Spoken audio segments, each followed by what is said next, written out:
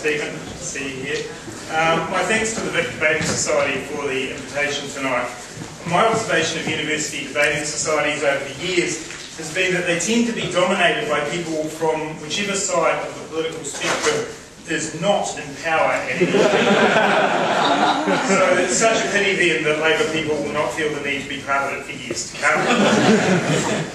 I feel like I've entered a parallel universe, ladies and gentlemen. Roger Kerr quoted Karl Marx and claimed to be an anti-tour protester. John Minto quoted Milton Friedman. And Helen Roy thinks she's going to be a minister.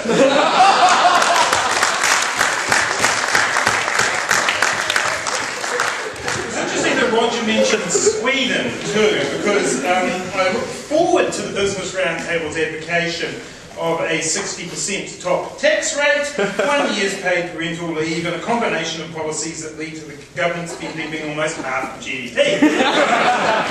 Sweden.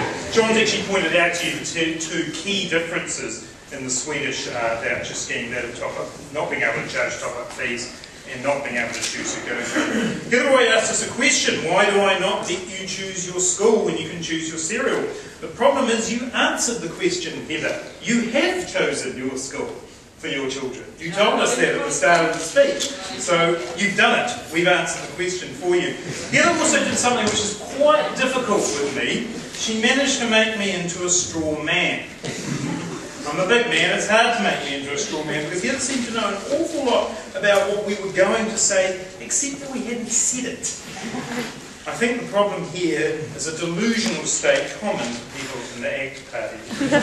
Ladies and gentlemen, I'm going to go behind the arguments that proponents of voucher systems in education raise, expose the real agenda, and outline why I think those arguments are flawed in the New Zealand context.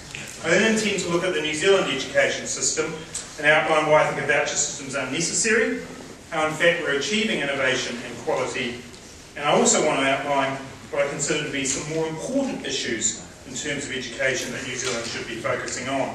And if there's time, I'm going to make some gratuitous comments on the National Party's education policy. Not because it matters particularly to the debate, but so Stephen's got something to blog about tomorrow. Mr. Chair, ladies and gentlemen, neoliberals and real estate agents have much in common. It's not just the cheap suits and the bad hair. They both have taken Orwellian doublespeak to new heights. Just as a house with loads of potential, character features and great indoor-outdoor flow is actually a collapsing villa with centuries-old pipes and no back door.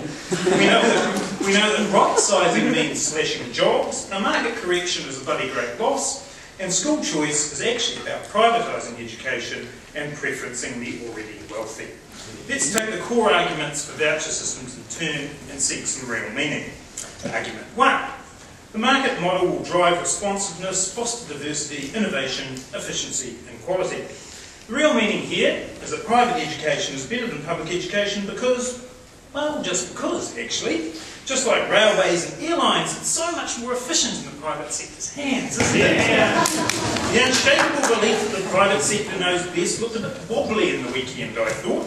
Not only did we have reports of botched operations in private hospitals, we also learned that students from state schools do better in their first year of university than those from private schools. Matthew Wiley's 1998 study of voucher system remains the only comprehensive investigation in the New Zealand context, and her conclusion is that there is little empirical evidence for claims of the market model. Her research shows that institutional competition does not play the dominant role in education quality or achievement, nor does it increase innovation, diversity or access. John's noted that education is not a clean market situation. This is because education is not a commodity like cereal in the traditional market sense of the word. The players in the equation, parents, students, teachers, society as a whole, do not have the clearly delineated roles of provider and consumer. Changing schools is not like changing hairdressers when you get a bad haircut. Education is a two-way street. The consumer, if you want to use that word, is as much a part of the success as the provider. Continuity, stability, the role of peers are all important components in educational achievement.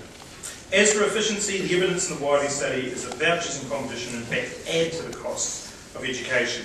where they take into account developing private schools, the cost of transport, and the need for spare capacity in the system to allow parents to exercise choice. The second argument, parents make the best decisions about the education of their children. This piece of rhetoric is actually not about parents. It's about neoliberal distaste for so-called bureaucracy. Parents are, of course, in a good position to understand their own child and will no doubt attempt to work in their best interests. But the job of a so-called bureaucrat is to think about the education of all children in New Zealand, and indeed of the benefit of that education for all New Zealanders.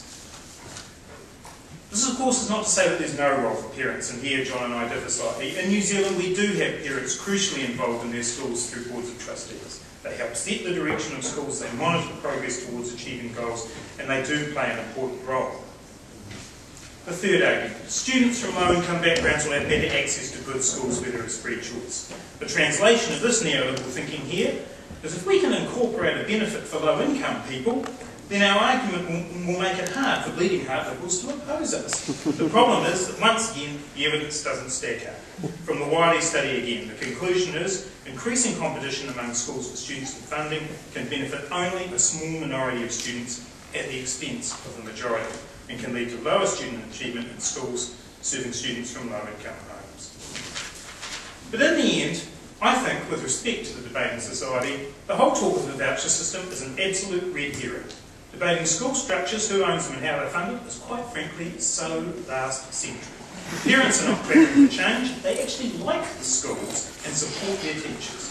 We don't need a voucher system because we are achieving the goals of innovation, diversity and quality in our current system, albeit with room for improvement. I think New Zealand has struck a good balance with our approach to educational provision. We've moved away from a fully centralised system to allow for schools to be connected to their communities while still being part of the overall fabric of an education system that is meeting our country's hopes and needs. Tomorrow's schools have given parents a role, as I've mentioned. We've managed to develop diversity with kura kaupapa, and there is still choice in terms of integrating in private schools, and what is more, they still manage to attract subsidy of the kind. Contrary to popular belief, our system actually encourages innovation. Our curriculum is the envy of many nations. It truly is. It provides direction and support. It leads the way open to try different things. Two examples. At Alfriston College in South Auckland, they have developed Year 10 and Year 11 courses that cast pupils as detectives and CSI-style crime scenes with a combination of maths, science and social science achievement standards. Or there's the school in the North Island that provided text updates for students revising for their exams. Or the school in Pātea that's taken the role of managing part of a plant nursery to teach everything from ecology to business. Our results are good as well. Our 15-year-olds on average are in the top 5 in the OECD in terms of literacy and maths. Our Year 5 students are, to coin a phrase, in the top half of the OECD. And we've shown significant improvement in maths and science over recent years. It's not to say that things don't need to improve. We do still have an unacceptably long tail in the education system, but the throw the cards in the air approach of introducing a voucher system is not the way to address that. The evidence tells us